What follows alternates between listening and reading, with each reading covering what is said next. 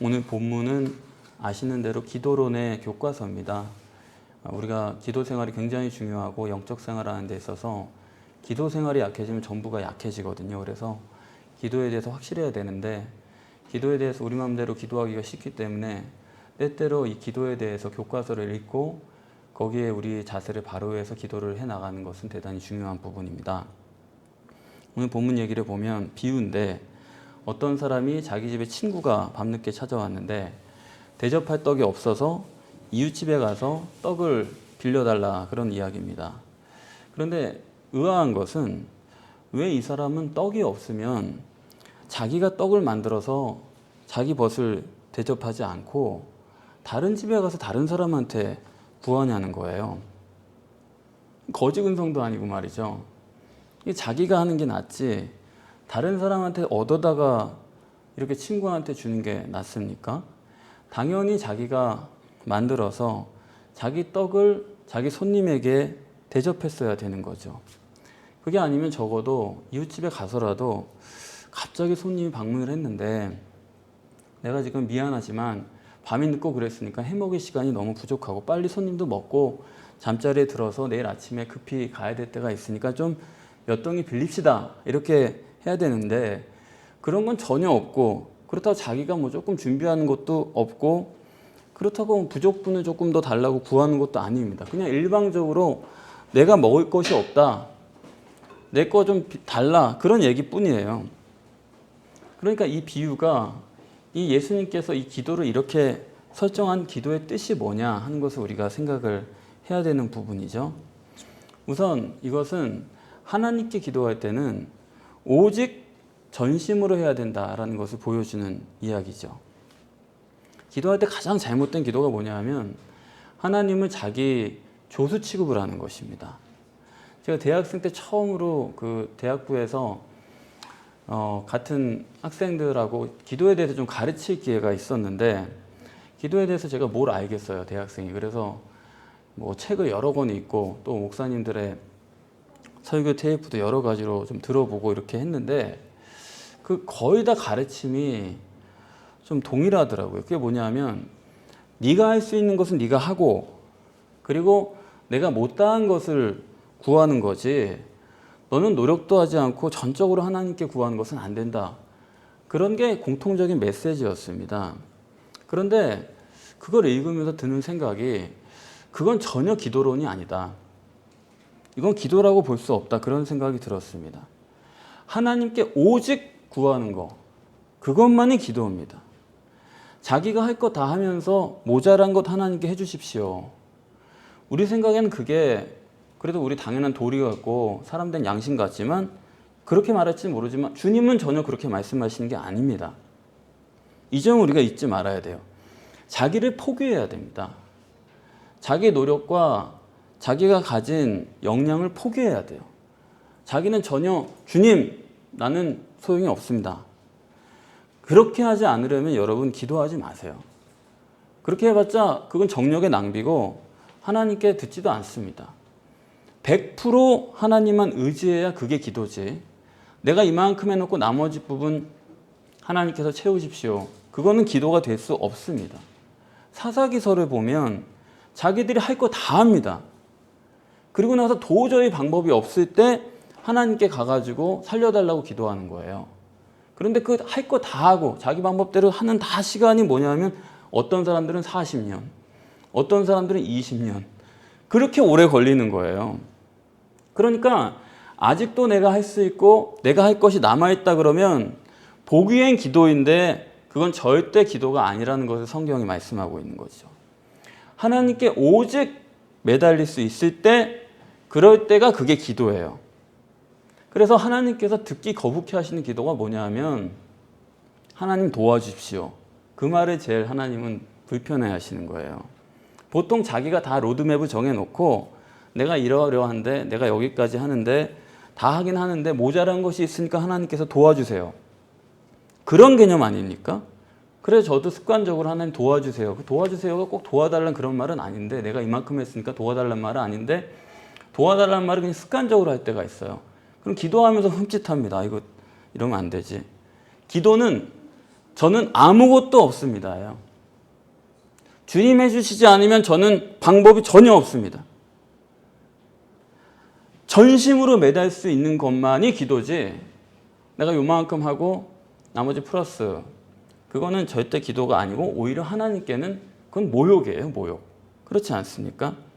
그러니까 여기 본문에 이 사람도 자기 집에서는 전혀 떡을 준비할 생각도 안 해요. 그리고 모자란다라고 하는 논리도 없어요. 뿐만 아니라 다른 사람에게 떡을 구하는 것까지는 좋은데 이 떡을 구하는 태도도요, 이게 너무 무례해요. 낮도 아니고 밤에.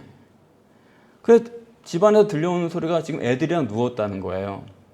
옛날 유대 사람들은 이 문가가 있으면 거기서부터 애들이 누워요. 그리고 저 끝에, 옛날에는 이제 어른이 최고이기 때문에 저 그야말로 아랫목에 어른이 눕고 문 가장자리로 애들이 누워 있는 건데, 그러니까 저기 문 밖에 나가려면 지금 애들 다 깨어가면 넘어가면서 나가야 되는 그런 집 구조거든요. 그런데 밤에 와가지고 떡을 해달라고 그러니까 얼마나 불편합니까? 나 혼자 나가는 게 아니라 애들을 다 깨워야 되는 거예요. 그러면 그런 사정은 그 집만 그런가요? 우리 집도 그런데요. 그러면 남한테 그 밤에 가서 그런 걸 구한다는 게 얼마나 깨림직해요.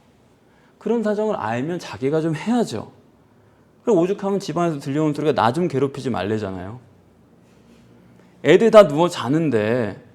그래서 그런 거 보면 주님께서 설명해 놓으신 기도자의 모습이 무엇인가 우리가 알 수가 있습니다.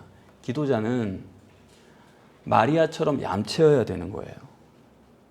마르다처럼 자기가 할 수 있는 거 다 해놓고 주님을 섬기겠다는 게 아니고 정말 얌체여야 됩니다. 그러고 보면 기도가 주님이 원하실까 안 원하실까 그거 따지는 것도 기도가 못 돼요. 예수님에 따르면 본문에서 이 사람이 어떤 기도를 한다는 것을 말씀하고 있습니까? 이게 순수한 기도예요. 저 사람 사정이 어떨까 그런 걸 살피는 게 아니고 그냥 솔직한 겁니다. 답답한 게 뭐냐 하면 기도를 가르칠 때 굉장히 그렇게 가르치죠. 하나님 입장을 생각하라. 하나님 입장을 고려해야 된다고 그러는데 사람이 하나님 입장을 어떻게 고려를 해요?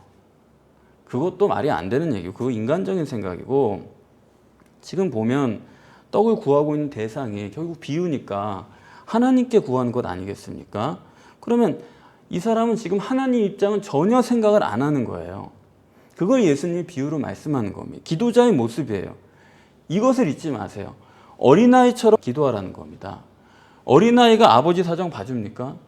어린아이가 아버지 주머니 사정 생각이나 합니까? 그러니까 기도자는 그런 거 전혀 생각하면 안 된다. 될까 말까, 원하실까 안 원하실까, 그런 걸 고려하지 마. 그건 고려 대상이 전혀 아닙니다. 잘못 가르치는 게 뭐냐면 기도하기 전에 꼭 뭐 네가 잘못이 있는지 없는지 그걸 먼저 회개하고 그런 걸 가르친다는 거예요. 그건 전혀 성경적 기도의 방법이 아닙니다. 기도를 전혀 잘못하는 거예요. 그건 인간적인 생각에서 그런 걸 가르치는 겁니다. 저도 평신도 때 수련회 같은 거 가면은 꼭 강사님이 오셔가지고 기도하기 전에 회개부터 하라는 거예요. 회개부터 해야 너와 하나님 사이에 막힌 담이 있으니까 그걸 허물어야 그 다음부터 응답이 되는 거니까 그렇게 말씀을 하면 이제 그때부터 회개 기도를 하는데 난 그 시간이 가장 힘들고 지나고 나면 그게 생각하는 거예요. 정말 그게 효과가 있었을까? 베드로전서 3장 21절에 제가 이런 구절을 발견을 했는데 성령은 육체의 더러운 것을 제하여 버림이 아니요. 더러운 것을 제하여 버림이 아니래요. 오직 선한 양심이 하나님을 향하여 찾아가는 것이라. 회개하는 문제가 아니고 내 마음이 하나님을 향해 찾아가는 겁니다. 오직 순수한 마음이어야 되는 거지 어린아이처럼 하나님께 찾아가는 거지 노하우를 배우는 시간이 아니에요. 기도는 노하우를 알아야 되는 게 아니라 nowhere 누구에게 찾아가는 거가 중요한 거지 내 자격을 묻는 시간이 아닙니다. 어디를 갈지 아는 게 능력이에요. 누구를 찾아갈지 아는 게 능력이지 내가 뭐 이제부터 배워가지고 뭐 어떻게 하고 그거는 요즘에도 그건 안 통하는 얘기. 빨리빨리 찾아가는 게 능력입니다. 그렇기 때문에 기도에 있어서 뭐 굉장히 형식이나 미사여구 이런 거 늘어놓는 거 하나님이 들으시면 그거는 하나님의 생각이 얼마나 빠르신데 지금 그런 되지도 않는 걸 우리가 하면 되겠습니까? 그런 거 할 때가 아니고 하나님한테 우리는 정말 애기 중에도 애기입니다. 거기서 세상에서 하는 그런 미사여구 그런 형식적인 거 갖추려고 하시면 안 돼요. 그러니까 하나님께는 즉각적으로 내 속에 있는 거 그대로 말씀을 드리는 겁니다. 그래서 야, 하나님 정말 양심이 있으십니까? 정말 이 지경까지 이렇게 내버려둬도 됩니까? 그거? 이런 얘기가 나와도 그렇게 잘못된 게 아니에요. 하나님한테 어떻게 그렇게 말을 합니까? 그럼 뭐 어떻게 말을 해야 돼요? 내 마음이 그런데 그거 내 마음대로 쏟아놓는 게 중요한 거지. 하나님은 우리가 애기 중에 애기라니까요. 그러니까 하나님이 아시는 대로 거기에 맞춰서 내가 얘기를 하는 거지. 내가 그걸 뭐 다 소화하고 그걸 바꿔가지고 말씀드리는 건 절대 그런 거 아닙니다. 그래서 저도 당당하게 말씀드리는 거예요. 그게 뭐 옳다 그르다 떠나서 하나님의 교회면 하나님이 책임지셔야지 뭐 어쩌라는 겁니까? 그러고 나가요, 저는. 그렇게 기도가 되는 거예요. 그 내 마음이니까. 내 마음대로 말씀드리는 게 맞지요. 그렇지 않습니까? 그런 거지 거룩하고 자비로우신 하나님 아버지 그런 미사여구가 물론 의미가 있으면 그게 그렇게 하는 게 좋아요. 그러나 그런 거 없이 그냥 하는 이야기들은 하나님이 들으면 그거 웃으세요. 순수한 마음으로 어린아이 같이 직설적으로 즉각적으로 그렇게 하나님 앞에 기도를 드려야 돼요.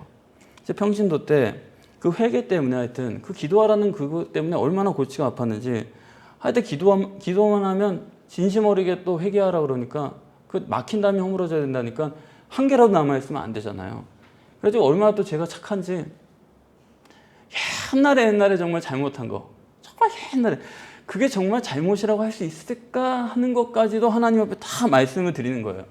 진땀을 빼는 거예요. 진심도 아니면서. 그렇게 잘못으로 느껴지지도 않는데 그걸 형식적으로 다 하나씩 깎아내는 겁니다. 그리고 시간이 지나고 나서 돌아보니까 그 옛날에 내가 그렇게 했던 게 정말로 잘못된 기도였고 잘못된 기도의 인도를 받았었구나. 그걸 느끼는 거예요. 하나님께서 내 기도를 들으실까 안 들으실까? 쓰잘데기 없는 소리 하지 마세요. 그런 것 자체가 인간적인 생각이고 그게 자기 포기를 못한 사람의 모습인 것입니다. 그렇기 때문에 아까 말씀드린 바와 같이 마리아 마르다로 하나님과의 관계를 우리가 설정을 해야 되는데 그러니까 제일 중요한 건 뭐냐면 내가 뭘 하느냐가 중요한 게 아니고 내가 뭘 준비했느냐가 중요한 건 절대 아니고 내가 하나님을 얼마만큼 사랑하느냐 그 문제예요. 기도라는 것도 그거 한 가지 원칙입니다. 내가 하나님을 사랑하느냐 그것으로 기도를 말씀을 하는 건데 본문을 보면 기도를 어떻게 정립하시느냐 떡을 구하는데 지금 이 사람이 떡을 3덩이를 구했습니다. 그럼 왜 떡이 3덩이예요? 괜히 말씀하신 건 아닐 텐데 또 왜 그 떡을 3덩이밖에 안 되는데 자기가 만들어 주지 않고 왜 떡을 구해다가 주겠다는 거예요? 이 점이 명확해져야 됩니다. 사람이 자기 떡은 줄 필요도 없고 줘서도 안 되는 겁니다. 누구 떡이어야 되느냐? 하나님 떡이어야 되는 거예요. 기도할 때 하나님 떡을 구하라는 것입니다. 하나님 떡이지 내 떡 가지고 모자란 거 하나님 떡으로 채워줘가지고 남에게 줬다. 그거는 절대로 좋은 게 아닙니다. 오직 하나님 떡이어야 된다는 거예요. 내 떡이 섞여서는 안 된다는 겁니다. 그리고 왜 하나님 떡이고 그러면 왜 3덩이냐? 3덩이라는 것은 다 의미가 있죠. 이것은 성령을 뜻하는 것입니다. 내가 성령으로 다른 사람 먹일 수가 있습니까? 오직 하나님께로부터만 받아야 되는 떡이에요. 3덩어리는 성령을 말하는 것입니다. 그런데 이렇게 성령을 구하는 기도가 참 어려운 건 뭐냐면 사람이 다 자기 떡이 있어요. 그렇기 때문에 이게 어려운 겁니다. 사람이 다 자기 안에 초월적 영을 가지고 있어요. 그렇기 때문에 영이란 거는 여러분 속에 있는 영이란 건 우주보다 큽니다. 광활합니다. 그렇기 때문에 거기에 성령을 더 이상 필요로 하질 않아요. 우리가 이미 초월자들입니다. 그래서 별도로 성령을 초대할 그렇게 얻어야 될 필요성을 우리가 영적으로 느끼지를 못하는 거예요. 그게 문제예요. 그렇기 때문에 죽을 지경에 처해서나 우리가 성령을 구할 필요를 느끼는 거죠. 보통은 사람들이 다 자기 영으로 삽니다. 자기 떡으로 충분히 살 수가 있습니다. 그걸 어디서 알 수 있냐면 마태복음 25장에서 그 10처녀의 비유를 보면 알 수가 있어요. 5처녀는 자기 등불에 준비된 기름 외에 별도의 기름을 따로 가지고 있었죠. 그러니까 별도의 기름을 가지고 있는 사람은 그 지혜로운 5처녀는 성령을 가지고 있는 사람들이죠. 그러나 다른 어리석은 5처녀는 별도의 기름의 준비가 전혀 없이 그러나 자기 등불에 기름은 꽉 차 있었습니다. 이 등불의 기름 가지고 충분히 기다릴 수 있다라고 생각을 한 거예요. 그러니까 사람들이 보통 자기 등불에 기름을 가지고 자기 떡을 가지고 살 수 있다라고 계산을 합니다. 그게 그렇게 틀린 계산도 아니에요. 그러니까 인간 안에 초월적 영이 있기 때문에 만약 우리가 동물처럼 영혼이 없다 그러면 우리도 다 영을 굉장히 구할 겁니다. 그런 부분에 대해서 실제적으로 갈급함을 많이 느낄 거예요. 그러나 사람은 영이 있기 때문에 성령이 없어도 우리가 충분히 영적 능력을 가지고 살 수가 있어요. 그런 부분에서 그렇게 부족함을 못 느낍니다. 여러분 이 점을 아셔야 되는데 지금 이 떡을 구하는데 이것은 하나님의 떡이에요. 새 덩어리라는 것은 삼위일체 하나님을 얘기하고 있는 거죠. 그러니까 이 떡은 성찬식의 그 떡을 미리 계시하시는 것이고 천국에서의 그 생명과 그것을 미리 계시하시는 것이죠. 이 떡은 사람이 만들어서 줄 수 없는, 사람이 어디서 구해올 수 없는, 사람이 먹일 수 없는 떡을 말씀하는 것입니다. 그래서 결론적으로 말하면 성령을 구하라가 되는 거예요. 떡을 구하라는 것은 성령을 구하라. 그게 사실은 기도의 궁극적인 목적입니다.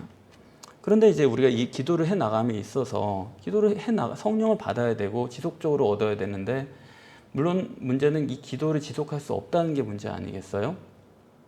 그래서 이 떡을 구할 분이 어떤 분이고 어떤 조건에서 응답하시나 하는 것은 우리가 분명하게 알고 있어야 됩니다. 그래야지만 그 기도를 지속할 수가 있고 그 기도의 응답을 통해서 우리가 또 다음 기도를 이어나갈 수 있는 기도의 재미가 있는 거지 그런 게 없이 우리가 향방 없이 그냥 해버리면은 이걸 지속할 수가 없겠죠. 여기 지금 밤중에 가서 떡을 달라 그랬는데 그 대답이 뭐냐 하면 예수님께서 밤중에 가서 떡을 달라 그럴 거면 벗됨을 인하여는 주지 않을지라도 강청함을 인해서 줄 거다. 그런 논리를 말씀하셨는데 이 본문에 대해서 조금 잘못 해석하는 경우가 뭐냐면 벗됨을 인하여는 주지 않는다. 그렇게 써 있다고 해서 하나님과 우리 사이가 벗됨은 아니구나. 우리 벗사이는 아니구나.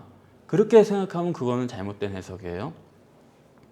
여기 아셔야 될 것은 우리가 기도할 때 우선 하나님께서 우리의 기도에 응답하시는 원칙은 우리와 벗이기 때문에 기도에 응답을 하시는 겁니다. 이건 우리가 분명히 해야 돼요. 다르게 말씀드리면 네가 나를 사랑하느냐 베드로에게 예수님께서 물으실 때 내가 주님 사랑하는 주께서 아십니다. 네가 나를 사랑하느냐 사랑합니다. 그 필레오 친구 간의 사랑을 말씀하신 거 아닙니까? 그러니까 하나님께서 우리와의 관계는 일단은 기본적으로 벗됨의 관계예요. 친구기 때문에 기도에 응답하시는 겁니다. 친구이기 때문에 그 모든 것이 가능한 거예요. 다르게 말씀드리면 하나님께서 우리의 기도에 응답하시는 것은 내가 자격이 있거나 의롭거나 내 할 도리를 다 해가지고 그런 권리 때문에 하나님께서 응답하시는 것은 아니고 우리의 기도에 대한 응답은 전적으로 하나님의 호의고 하나님의 우정이고 하나님의 사랑이기 때문에 응답이 주어진다는 것이지 여기 뭐 벗됨을 인해서는 주지 않는다라고 그렇기 때문에 벗된 거 말고 다른 관계인가 보다. 아닙니다. 벗된 관계예요. 그렇기 때문에 모든 것이 일단 기본적으로 가능하고 하나님의 긍휼하심 속에서 기도 응답이 이루어진다는 것은 우리가 확실해야 돼요. 그렇기 때문에 하나님의 기도 응답은 공의의 하나님이기 때문에 주는 건 절대 아니에요. 공의의 하나님 같으면 나는 받을 권리가 있고 뭐 당당하겠죠. 공의의 하나님께 기도할 수 있다고 한다면. 그러나 오늘 본문에 벗됨이라고 했기 때문에 공의의 관계는 전혀 아니다. 우리 사이는. 그건 분명합니다. 우리의 기도에 하나님이 응답하시는 전제는 하나님이 우리를 사랑하시고 우리에 대한 우정이 있기 때문에 그렇게 하시는 거예요. 정말 어처구니 없었던 것은 전에 한번 어떤 분이 기도를 하시는데 공의의 하나님 그렇게 기도를 처음에 시작하더라고요. 그래서 참 신기하다. 공의의 하나님. 근데 그 다음번에도 만났는데 하여튼 공적인 기도마다 그분이 공의의 하나님 그렇게 기도를 시작하는 거죠. 야 신기하다. 물어봤죠. 도대체 왜 공의의 하나님 이렇게 기도합니까? 그랬더니 요즘 억울한 일이 있대요. 그래가지고 뭐 법정 소송이 하나 걸려 있는데 억울해가지고 난 죄도 없는데 그렇게 나쁜 사람 때문에 내가 이런 일을 당하고 있다 그러면서 그래서 공의 하나님이 판단을 해달라 그런 식으로 기도를 한다 그렇게 말씀을 하더라고요. 여러분 공의의 하나님께 기도하면 좋을 일이 하나도 없습니다. 정말 잘못 기도하는 거예요. 공의라는 거는 피도 눈물도 없는 겁니다. 정해진 대로 하는 거예요. 그래서 공의에 대한 응답은 지금 당장 죽어서 지옥 가는 것 말고는 도리가 없어요. 그러니까 하나님이 사랑이 많으시니까 그 사랑에 의지해서 자비에 의해서 거기에 내가 의지해서 나아가는 거지. 그렇죠? 거기에 공의를 들이대게 되기 시작하면 그 공의가 내 공의만 내가 원하는 공의만 들어주는 공의냐고요. 피도 눈물도 없는 공의지. 그러면 거기에 대해서 내가 받는 일이라 그래서 말렸죠. 그렇게 기도하시면 안 되고 그렇게 기도하면 한참 억울할 겁니다. 하여튼 억울한 일 풀어주려면 공의 하나님 절대 안 돼요. 사랑의 하나님 의지해서 내가 잘 됐건 잘못됐건 그건 중요한 게 아니에요. 하나님의 자비에 의지해서 이 모든 것 결론만 좋으면 되는 거 아니에요? 그런데 그걸 뭐 내가 억울하고 말고 그거를 지금 따지는 거는 효과적인 기도가 아니고 사랑의 하나님께 기도해야 돼요. 절대로 공의의 하나님, 뭐 엘로힘 하나님 안 됩니다. 절대로 그분한테 기도하면 안 되고 사랑의 하나님이요 필레오 하나님 그런 우정에 기대해서 우리가 기도를 하는 거죠. 그런데 본문에 이렇게 하나님께서 사랑하시기 때문에 응답을 하시는데 강청해야 된다 그랬으니까 그 사랑으로도 응답하지 못할 그런 것을 구하는 거예요. 이 사람이. 그런 케이스를 말하는 건데 이거 안 될 건데 구하는 것은 이제 강청.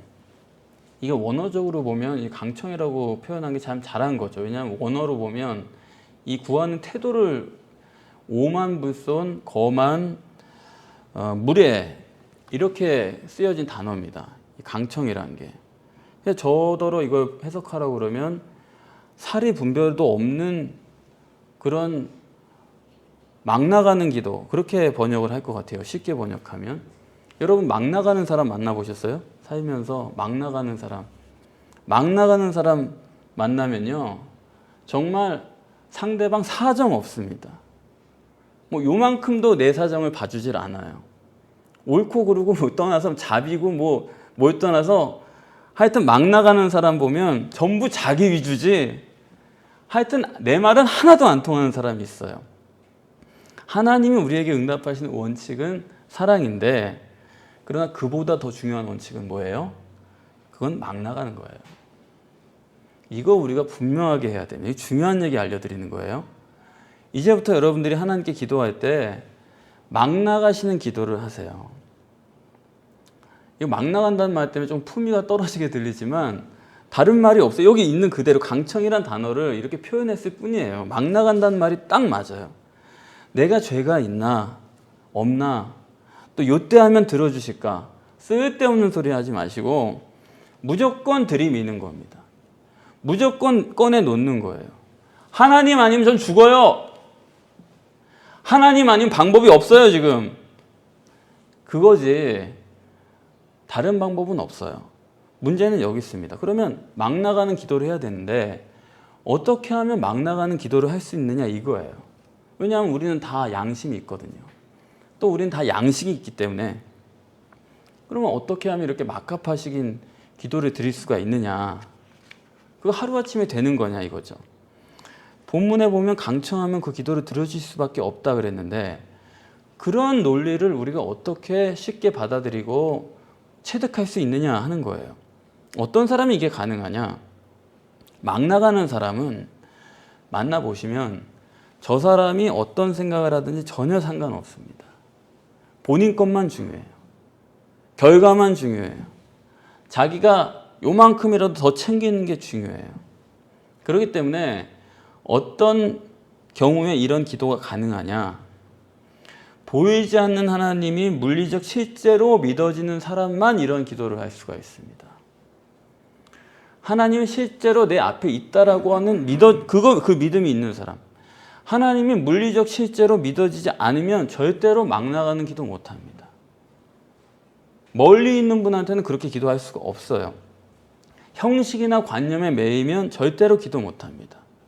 애가 아버지한테 매달리는 거 눈앞에 실제로 있기 때문에 그런 거죠. 하여튼 저는 토요일날 제일괴로운 게 애들이 저한테 매달리는 거예요. 밤에 설교 준비를 이제 하는 타이밍이 있거든요. 이제부터 해야지 꼭 그런 시간이 있는데 그때 꼭 애들이 놀자고 달려들어요. 그 둘이서 양다리를 껴안고선 침대로 메고 우리들끼리 하는 놀이가 있거든요. 뭐 싸움이라고 그러는데 왜 이렇게 싸우자는지 모르겠는데 하여튼 다리를 둘이서 끌고 가니까 이거는 뭐 당할 도리가 없는 거예요. 그런데 아무리 나 일해야 된다, 뭐 준비해야 된다, 설교라는 말은 잘 안 하려고 합니다. 너무 또 교회에 부담 느낄까 봐서, 교회 미워할까 봐 아빠 일해야 돼. 그러는데 뭐 막가파예요. 그냥 무조건 끌고 가가지고 싸우자 그러는데, 그러니까 아빠가 실제로 있으면 그 실제성이 믿어지는 애들은 끝까지 밀어붙이는 거거든요. 기도도 실제로 안 믿어지면 절대로 막가파시 기도를 못합니다. 기도하다가 들어주실까? 정말로 하나님이 여기 계시나? 하나님이 응답하실까? 자꾸 이런 생각이 들어요. 그래가지고 자꾸 후진하고 포기하고 그러다가 잊어버리고 그냥 지나가 버리고. 그래서 아까 말씀드린 바와 같이 마르다 같은 사람은 자기중심적이잖아요. 그래서 자꾸 예수님한테 저 마리아 좀 정신 좀 차리게 해주세요. 그만 좀 얘기 듣고 와가지고 설거지라도 하게 해주세요. 자꾸 예수님한테 명령을 하는데 마리아는 그런 거 아랑곳 않고 예수님 말씀만 듣는 거예요. 언니가 고생한다고 토로를 해도 그런 게 들리지 않을 정도로, 왜냐하면 예수님 바로 눈앞에 있으니까. 예수님 무릎 발치에 앉아가지고 예수님만 쳐다보고 있는 거예요. 그런 정도로 기도라는 게 내 눈앞에 하나님 있는 정도로 믿어지는 사람만 끝까지 그냥 남의 거 신경 안 쓰고 밀어붙일 수가 있는 거죠. 그렇지 않습니까? 그게 굉장히 중요한 거예요. 이 유일신 종교라는, 이 종교라는 게 뭐가 문제냐면 실제로 경배도 하고 뭐 코를 땅에 대고 절하고 뭐 성가대가 합창을 하고 뭐 굉장한 것 같은데, 그래서 실제로 믿는 것 같잖아요. 그런데 그 속을 들여다보면 실제로는 안 믿습니다. 그런 걸 해야지만 자기가 했다라고 느끼는 거예요. 그런 문제가 종교에는 있는 거예요. 고3 수험생이 새벽까지 만화책만 보면서도 괜히 그 시간에 깨어있으면 뭐가 한 것 같은 기분이 드는 것처럼 이게 자기만족인 거지 실제가 아닙니다.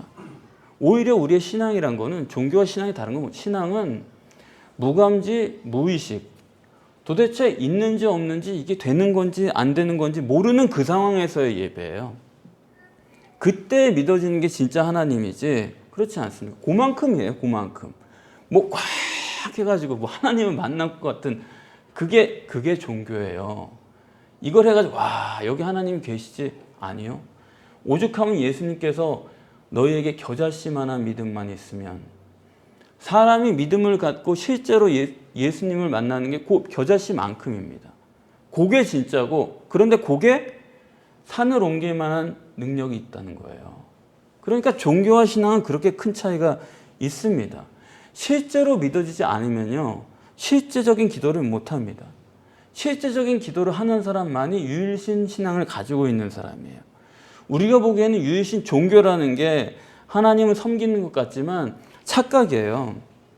누가복음 18장에서 바리새인의 기도를 들어보면 저 세리 같지 않게 나는 일주일에 한 번씩 금식하고 구제하고 선행하고 얼마나 감사한지 모릅니다. 그런 기도를 드리는데 도대체 그 세리랑 내 신앙이랑 무슨 상관이 있는 거예요? 그 세리랑 비교해가지고 내가 나랑 도대체 그게 뭐 하나님이랑 뭐 어쨌다는, 근데 그거를 자기가 그런 걸 했다는 걸로 만족을 하는 거예요. 바리새인은. 예수님은 그걸 기도로 치지 않는 겁니다. 그게 바로 종교인의 모습이라고요.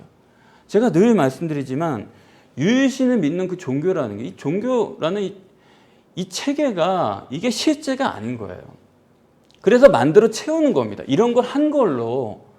그게 굉장히 문제예요. 그래서 우리도 예배 순서를 정할 때 상당히 제가 늘상 조심을 하고, 오늘 성령이 감동을 주시면 오늘 이거를 당장으로 폐지해야겠다 그런 생각이 있어요. 이게 고정화돼 가지고 이런 걸 해야지만 예배가 된 것처럼 생각되는 그 순간, 그건 예배가 아니기 때문에, 그건 내 만족이 될 수 있기 때문에 그런 거 싹 바꿔버리는, 그런 거 다 빼버릴 각오로 항상 예배 순서를 가지고 있고 최소화하려고 그럽니다. 그렇지 않고 이러이러한 걸 통해서 내가 예배를 드렸다라고 하는 통과 의례가 되는 그런 건 절대 거부해요. 그렇게 되면 종교인이 되는 거고, 그렇기 때문에 그런 순서가 다 없이도 뭐 화려한 음악이나 무슨 눈에 보이는 뭐가 없이도 무슨 뭐 띠를 메고 이런 모든 뭐 향을 피우고 이런 모든 거 다 없이도 그게 아니라 그냥 가만히 있으면서도 겨자씨만큼이지만 내가 하나님과 통한 것으로 느껴지는 거. 그게 실제로 겨자씨만큼만 그만큼만 있으면 그게 진짜 성공이에요. 하나님은 어떻게 응답하시느냐? 본문에 따르면 그 겨자씨만한 믿음만 있으면 실제적인 만남만 있으면 아들이 떡을 달라 하면 돌을 줄 아버지가 있겠느냐. 또 이 말은 뭐예요 결국? 이거 깊이 생각해야 되는데 떡을 달라 하면 돌을 줄 아버지가 있겠느냐. 떡을 달라면 떡을 준다 말씀을 안 하시고 돌을 줄 아버지가 있겠느냐. 이거 잘 알아들어야죠. 이게 무슨 뜻이에요? 내가 달라는 거 똑같이 주지 않는다는 그런 뜻이죠. 그러니까 이해가 되시죠? 떡을 주마 이렇게 하신 게 아니고 돌을 주겠느냐? 떡을 주는 건 아니지만 내가 너에게 돌을 줬겠느냐? 주긴 주는데 네가 달란 그건 아니야. 그런데 내가 나쁜 거 주겠느냐? 바로 그 얘기 아닙니까? 내가 달란 거 그대로 받겠다는 건 그건 율법주의적 사고방식이고 그건 뭐냐면 내가 달라는 거 주지 않았지만 가만 생각해 보면 좋은 거 주신 거예요. 그때는 왜 안 주시나 그랬는데 지나고 나서 보니까 내가 달라고 했던 그게 좋은 게 아니었더라고요. 하여튼 거기까지만 알아도 그건 뭐 대단한 건데 하나님은 나보다 나를 더 잘 아시죠. 왜냐하면 일단 미래를 보시는 분이니까요.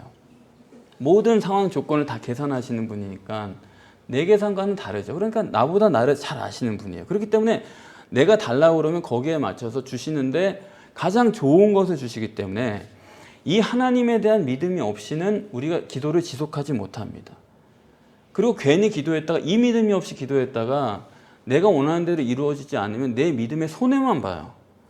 그래서 기도에 상처를 입고 더 이상 기도를 안 하게 되는 사람들이 많은데 이 믿음이 필요해요. 이 말씀대로입니다. 떡을 달라고 했는데 돌을 주겠느냐? 생선을 달라고 했는데 뱀을 주겠느냐? 준 걸 가지고 뱀 줬다 이렇게 말하면 이거는 뭐 답이 없는 거죠. 아, 하나님이 이걸 주신 데는 이유가 있을 거다. 가장 좋은 것을 주셨다라고 하는 믿음. 그래서 저도 전에 뭐 지금도 가끔 그렇지만은 죽을 것 같은 때가 있거든요. 정말. 야, 정말 이거 그런 기도하는데 죽을 것 같아 기도했는데 기도에 응답도 없는 것 같고 그냥 죽을 것 같기만 해요. 그런데 그냥 기도하면서 그저 샛길로 새지만 않고 그냥 용케 그 시간을 버틴 건데 그리고 나서 돌아보면 아, 하나님 감사합니다. 안 주신 게 아니라 다 주셨더라고요. 안 주신 게 아니라 나를 만들어 주셨더라고요. 사도 바울이 아시아에서 복음을 아주 흥황하게 전하다가 그때 하나님께서 갑자기 중단하라고 그러시고 끌어가셔가지고 마게도냐로 데리고 가셨습니다. 그러면 이제 마게도냐로 넘어갔는데 이거 대륙을 건너간 거죠. 아시아에서 전할 때는 뭐 1000명씩 모여가지고 설교를 듣던 그런 위대한 설교자였는데 그러면 거기서 중단하고 마게도냐로 갈 때는 그런 기대를 했을 거예요. 여기서 1000명 모였으니까 저기 가서 설교하면 1001명은 모이겠구나. 그런 생각을 갖고 갔는데 갔더니 빌립보에 가서 설교는 고사하고요. 회당도 없는 겁니다. 하여튼 회당 없는 데는 거기가 유일해요. 사도행전 전체 회당 없는 지역은 빌립보 하나입니다. 마게도냐에서 제일 큰 성인데 시골도 아니에요. 그런데 하필 거기에 회당이 없는 겁니다. 거기 가지고 설교도 못하고 돌아다니다 길에서 괜히 귀신 들리네, 점치는 걔 하나 귀신 내쫓아줘가지고 그 점치는 걸로 돈 벌던 주인들이 화가 나가지고 바울 붙들어다가 때려가지고 감옥에다 그냥 집어넣어 버리잖아요.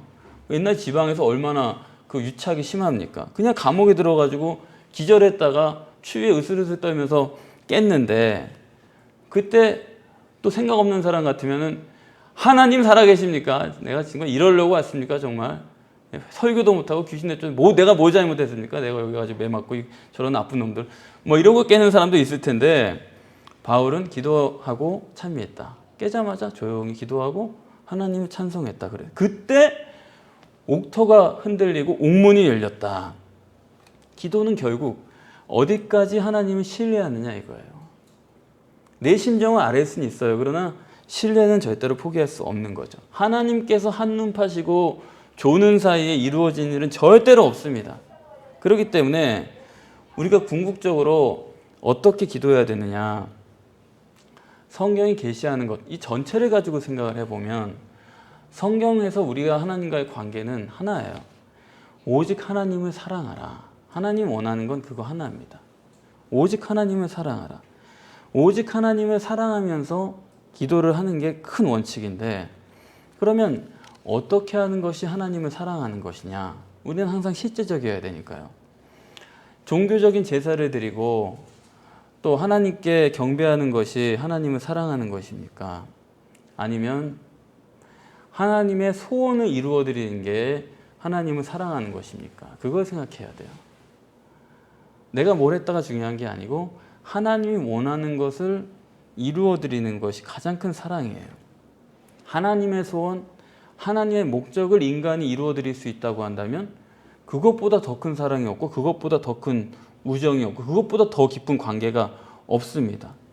그러면 가장 큰 사랑은 바로 그런 건데, 이 사랑이라는 것의 속성은 말이죠. 기본적으로 사랑은 상대방을 소유하는 데 있는 거예요. 이 점은 우리가 여러분 경험하실 것입니다.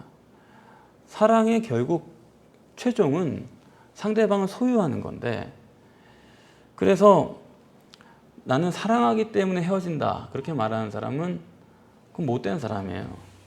그건 되지도 않는 거짓말이고, 사랑하면 죽는 한이 있어도 같이 그냥 살다가 죽어야 되는 거지, 우리 사랑하니까 헤어져요? 헛소리고, 그거보다 못된 사람은 누구냐면 사랑한다면서 청혼을 안 하는 사람. 이런 남자는 바로 헤어져야 됩니다. 근데 그런 사람은, 사랑이란 거는 독차지라는 거예요. 그러면 사랑의 결론은 뭐냐? 누군가를 사랑하면 결혼해야 되는 겁니다. 결국 사랑의 최종은 결혼이에요. 하나님의 소원이 뭐냐? 성경이 말하는 하나님의 소원, 하나님과 내가 결혼하는 겁니다. 그 이상이 없어요. 저 사람이랑 결혼하면 굶어 죽어도 좋다. 저 사람이랑 결혼해가지고 그냥 뭐 가난해서 뭐 죽을지라도 하여튼 난 결혼하겠다. 그래서 하나님을 가장 사랑하는 그 최종 표현은 결혼하는 겁니다. 그런데 하나님이 영이시기 때문에 우린 육체고, 영과 육체가 어떻게 결혼을 합니까? 영적으로 결혼을 해야 되거든요. 그게 뭐냐? 또 오늘 본문이 말하는 바와 같이 결론은 성령을 받는 거예요. 그래서 성령을 구하라는 거예요. 구하라, 찾으라, 두드리라. 그 결론은 하나님과 내가 결혼이 되는 겁니다. 결혼만 되면, 하나님과 결혼만 되면 하나님은 도깨비 방망인데 뭐가 걱정이 있어요? 그 다음부터 기도에 무슨 문제가 생겨요? 하나님과 내가 결혼하면 하나님이 도깨비 방망인데 뭐가 모자란 게 있겠어요? 그렇기 때문에 우리가 기도할 때 여기 기도 교과에서 결론은 뭐냐면, 크게 결국 기도를 찌질하게 하지 말라는 거예요. 기도를 잘게 그렇게 하면 안 된다는 거예요. 기도라는 거는 크게 해야 된다. 크게 놀아야 된다는 거예요. 그게 뭘 얘기하냐면 뭐 100만 원 구하고 1000만 원 구하고 그렇게 구하지 말고, 기도를 구할 때는 나는 하나님, 그게 기도의 최종 그런 경지예요. 나는 하나님. 그래서 전에도 한번 말씀드렸지만 솔로몬, 그 사람 그 좋은 찬스죠. 뭐 1000번째인가요? 뭐 하여튼 드리고 하나님이 너 원하는 거 내가 다 들어주겠다 했더니 그 사람이 구한 게 지혜를 주십시오. 왜 지혜를 구해요? 참, 그 좋은 기회를 왜 지혜를 구해요? 그거 별것도 아닌 지혜를. 그래가지고 결국 하나님 주긴 주셨지만 뭐라고 그랬냐면, 이 지혜를 너보다 이전에도 그렇고 이후에도 그렇고 이 지혜보다 더 큰 지혜는 없다 그랬어요. 더 이상 이거보다 더 큰 지혜는 없다. 이전도 이후도. 그러니까 지금도 바보같이 솔로몬의 지혜를 나도 구해야지 그렇게 기도하는 바보예요. 그거 구해봤자 솔로몬 이상도 못 돼요. 그거 옛날에 시호가 끝났다 이거 그 얘기는. 근데 그걸 뭐 지금 와가지고 솔로몬의 기도를 지혜를 구해야지 뭐 그거 구해가지고 뭐 어떻게 뭐 지혜 가지고 뭐 어떻게 할 건데요? 그거 별것도 아닙니다.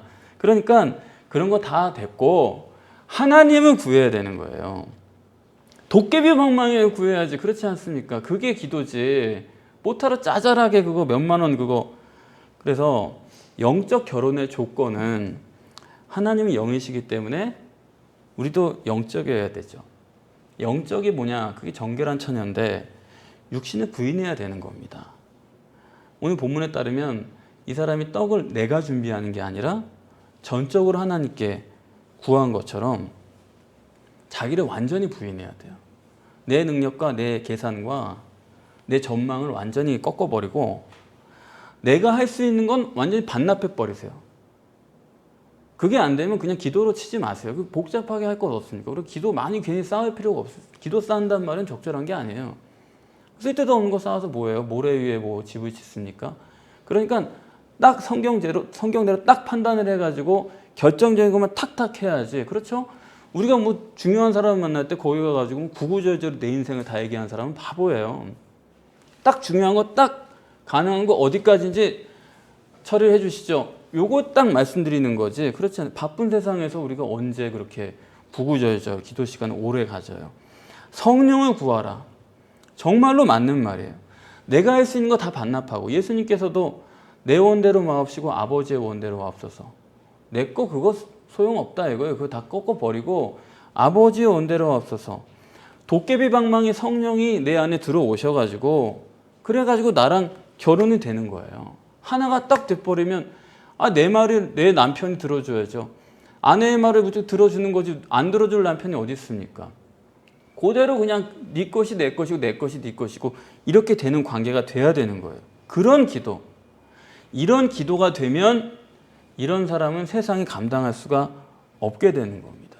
정말로 사람들이 그 사람의 움직임을 판단을 못하게 돼요. 이 하나님과 함께 되면 예측이 불가능한 사람이 됩니다. 뻔한 사람들은 저 사람은 돈만 주면 움직이겠지. 뻔해요. 저 사람은 내가 이런 말 해주면 움직이겠지. 뻔해요. 그런데 정말로 이 무단수들은 성령에 의해서 움직이는 사람들은 이 사람한테 뭘 제시해야지 이 사람이 움직일까? 이게 상당히 고민이 됩니다. 저도 그동안에 교육자 생활하면서 많은 교육자들 만나고 또 뭐 사무 직원들도 만나봤는데 뻔한 사람들이 너무 많아요. 이 사람은 이거 약한, 이거 필요하면 이걸 가지고 일시키고 이게 딱딱 보이는데 그런데 아주 드물게 이 무단수인 사람들이 있어요. 이 사람은 성령에 의해서 뭔가 기도하면서 움직이는 사람들은 안 통해. 그러니까 정말로 그 사람이랑 얘기할 때는 내가 기도를 하고 만나야 됩니다. 그래야지 둘이 성령의 뜻이 뭔가를 찾아가지고 합력해 나가야지 그런 거 미끼 주면서 하는 거는 그거는 제가 지금 복음을 전하고 있는데 제 복음도 저 스스로 그렇게 생각을 합니다. 제가 전하는 복음이 여러분들 그 어떤 차이를 느끼시는지 모르겠지만은 제가 전하는 복음이 참 복음이라면 이거는 천지가 개벽할 복음이에요. 제가 전하는 복음이 정말 복음이라면 종교계의 판도를 바꿀 수 있는 복음입니다. 종교계에 노벨상이 있다면 노벨 종교상을 받을 수 있는 그런 내용이에요. 저는 그런 생각을 가지고 성경을 보고 말씀을 전하고 있지 뭐 그냥 되는 거 해온 거 그렇게 확실하지도 않은 거 당장 효과가 있다고 그런 식으로 안 합니다. 여러분들이 뭐 아이를 키우실 때도 아이를 그냥 키운다고 되는 게 아니죠. 영적인 아이로 키워야 되는 거예요. 영적인 아이로. 사교육에 내맡기는 거는 그 실력 없는 엄마들이 하는 거죠. 제일 쉬운 게 그거예요. 남한테 일을 맡기는 거. 왜? 내가 거기에 투자할 여력도 없고 생각도 없어요. 어떻게 해야 되는지 모르니까 맡기는 거지. 그렇지 않습니까? 내가 분명하면 왜 맡기죠? 뭔지 알고 확인하고 맡기는 거예요. 영적인 아이로 키우겠다고 하는 목표가 있다면 그런 감당할 만한 사명이 있다고 그건 절대로 간단한 여러분들이 아이를 키울 때 정말 노벨 교육상을 받을 만한 그런 마음가짐과 뜻과 지식을 가지고 아이들을 키우세요. 종말의 시대에 그런 사명을 감당할 마음이 돼야 됩니다. 그 정도의 그릇이 돼야 됩니다. 결국에 안 되는 것 같아도 은혜와 진리는 이기게 돼 있어요. 절대로 그게 허물어지지 않습니다. 이기게 돼 있어요. 제가 나중에 노벨 종교상을 받을 때 아는 체 하지 마세요. 굉장한 사람이 될 수 있으니까 여러분 넉넉히 감당하셔서 종말의 때에 예수님처럼 유사 이래에 하나님의 가장 사랑을 받고 기뻐하시는 그런 하나님의 자녀로 그런 영광을 누리실 수 있기를 바랍니다.